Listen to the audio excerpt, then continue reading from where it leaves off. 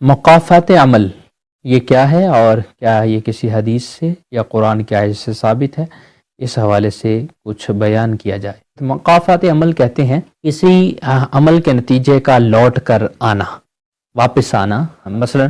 آج اگر کسی نے کوئی کام کیا ہے، برا کام کیا ہے، تو اس کا نتیجہ جو ہے سال ڈیڑھ سال کے بعد دوبارہ اسی بندے جو فائل تھا اس کی طرف لوٹ آئے، اسے مقافات عمل کہا جاتا ہے۔ خود یہ اس مصیبت میں مبتلا ہو جائے جس میں اس نے کسی کو کیا تھا، اس نے کسی کے لیے کنواں کھودا تھا اور خود یہ اسی کنویں میں گر جائے، تو یہ مقافات عمل اسے کہا جاتا ہے۔ تو قرآن پاک کی کئی آیات سے اس کا ثبوت مل سکتا ہے، لیکن ایک حدیث اس حوالے سے بڑی صریح ہے، البر لا یبلا والی، کہ نیکی جو ہے کبھی ضائع نہیں ہوگی اور وہ اس کو فنا نہیں ہے اور گناہ کو بلایا نہیں جائے گا۔ آگے فرمایا کمدین تدان، جیسا تم کرو گے ویسا تم بھرو گے، یعنی مقافات عمل کا سلسلہ تمہارے ساتھ ہوگا۔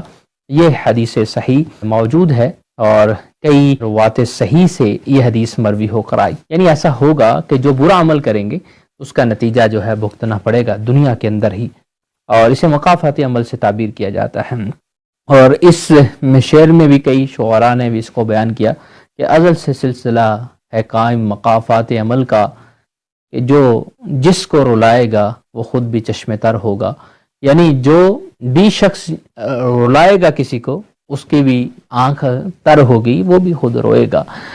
اور یہ مقافات عمل کی جو چکی ہے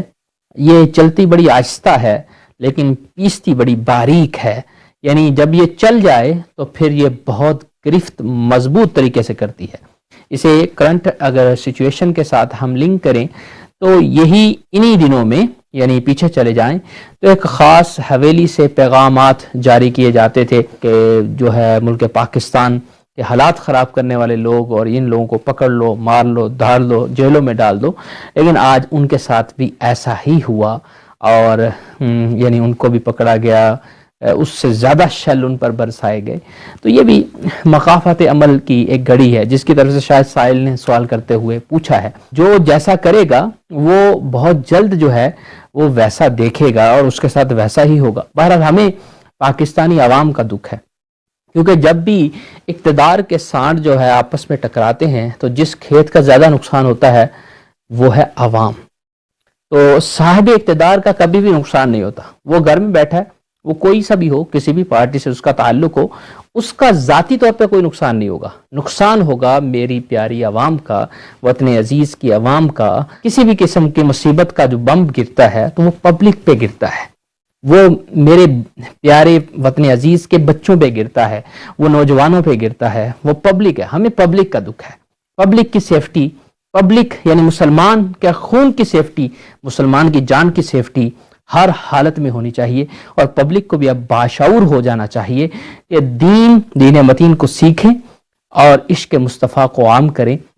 اور محبت دین کی وجہ سے اگر کوئی شخص نکلتا ہے تو اس کی سچویشن اور ہے، کیونکہ اس کا اللہ اجر دینے والا ہوتا ہے، لیکن اگر کوئی شخص کسی سیاسی لیڈر کے باتوں میں آ کر وہ نکلتا ہے تو ایسی صورت کے اندر اس کا کوئی اجر وغیرہ کسی بھی صورت میں ملے گا نہیں، بلکہ الٹا گناہوں میں پڑ جاتا ہے۔ تو اس سلسلے میں دیکھنا پڑے گا۔ بہرحال مقافات عمل کا جو کوشچن تھا، مقافات عمل جیسا کرو گے ویسا بھرو گے، یہ حدیث صحیح سے بھی ثابت ہے۔ لہذا ہم نے جب بھی کچھ برا کرنے کا کسی شخص کا عزم ہو جائے تو وہ سوچ لے کہ آج میں جو کر رہا ہوں کل میں اتنا ظلم کروں کہ اتنا میں سہ بھی سکوں، میری اپنی جسم میں بھی اتنی سخت ہونی چاہیے کہ وہ ظلم نے اگر مجھ پہ ڈھایا جائے تو میں سہ سکوں۔ یہ ہے مقافات عمل کہ جیسا کرو گے ویسا بھرو گے۔